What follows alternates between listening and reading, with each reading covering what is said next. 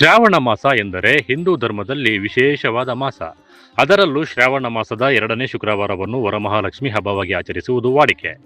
ಸಂಪತ್ತು, ಸಮೃದ್ಧಿ, ಸೌಭಾಗ್ಯ ಹಾಗೂ ಐಶ್ವರ್ಯದ ಅಧಿದೇವತೆಯಾಗಿರುವ ಮಹಾಲಕ್ಷ್ಮಿ ದೇವಿಯನ್ನ ಈ ದಿನ ಭಕ್ತಿಯಿಂದ ಪೂಜಿಸಿದರೆ ಕುಟುಂಬದಲ್ಲಿ ಸುಖ ಶಾಂತಿ ನೆಲೆಸುತ್ತದೆ, ಅಷ್ಟೈಶ್ವರ್ಯ ಪ್ರಾಪ್ತಿಯಾಗುತ್ತದೆ ಎಂಬ ನಂಬಿಕೆ ಭಕ್ತರಲ್ಲಿ ಇದೆ. ಚಿಕ್ಕಬಳ್ಳಾಪುರ ನಗರ ಸೇರಿದಂತೆ ತಾಲೂಕಿನ ವಿವಿಧೆಡೆ ವರಮಹಾಲಕ್ಷ್ಮಿ ಹಬ್ಬದ ಸಂಭ್ರಮ ಮನೆ ಮಾಡಿತ್ತು.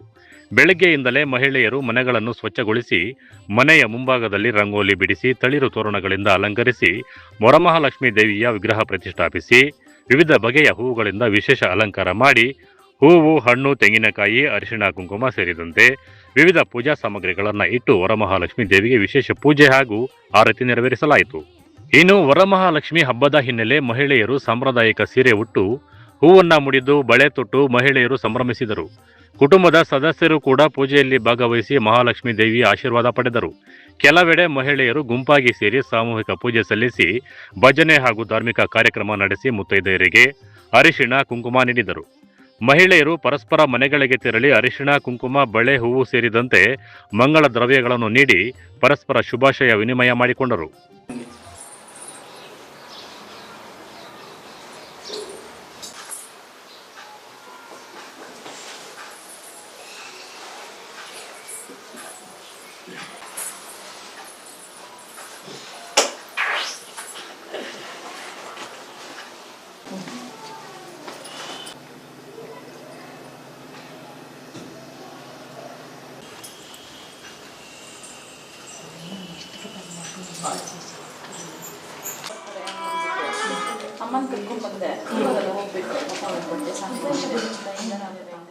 ಮಹಾಲಕ್ಷ್ಮಿ ಹಬ್ಬದ ಆರ್ಥಿಕ ಶುಭಾಶಯಗಳು.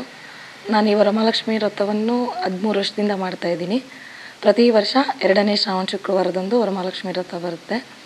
ಪ್ರತಿ ವರ್ಷವೂ ವಿಭಿನ್ನವಾಗಿ ಮಾಡಬೇಕು ಅಂತ ತುಂಬ ನನಗೆ ಅದರಲ್ಲಿ ಏನಾದರೂ ಒಂದು ಥೀಮ್ ಇಟ್ಕೊಂಡು ಮಾಡಬೇಕು ಅನ್ನೋದು ಇಷ್ಟ. ಆ್ಯಕ್ಚುಲಿ ಲಕ್ಷ್ಮಿ ಅಲಂಕಾರ ಪ್ರಿಯೆ ನಾನು. ಅದಕ್ಕೋಸ್ಕರ ಈ ಸಲ ನಾರಾಯಣ ಸಮೇತ ಲಕ್ಷ್ಮಿನ ಕೂರಿಸಿದ್ದೀನಿ. ಇಬ್ಬರು ಅಲಂಕಾರ ಪ್ರಿಯರಾಗಿರೋದ್ರಿಂದ ತುಂಬ ದಿನಗಳಿಂದನೇ ಪ್ರಿಪ್ರೇಷನ್ ಮಾಡಿಕೊಂಡು ಮಾಡಿದ್ದೀನಿ. ತುಂಬ ಚೆನ್ನಾಗಿ ಬಂದಿದೆ ಅಂದ್ಕೊಂಡಿದ್ದೀನಿ. ಮತ್ತು ಅವರ ಆಶೀರ್ವಾದ, ಲಕ್ಷ್ಮಿ ಮತ್ತು ನಾರಾಯಣನ ಆಶೀರ್ವಾದ ಎಲ್ಲರಿಗೂ ಇರಲಿ.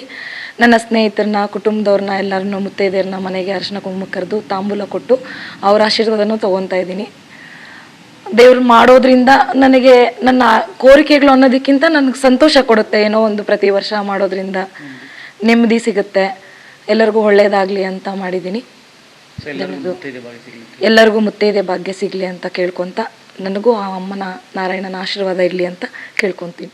ಕುಟುಂಬದಲ್ಲಿ ಸುಖ, ಶಾಂತಿ, ಸಮೃದ್ಧಿ ನೆಲೆಸಬೇಕು, ಮಹಾಲಕ್ಷ್ಮಿ ದೇವಿಯ ಕೃಪೆ ಸದಾ ಇರಬೇಕು ಎಂಬ ನಂಬಿಕೆಯಿಂದ ಮಹಿಳೆಯರು ಭಕ್ತಿ ಭಾವದಿಂದ ವರಮಹಾಲಕ್ಷ್ಮಿ ವ್ರತವನ್ನು ಆಚರಿಸಿದರು.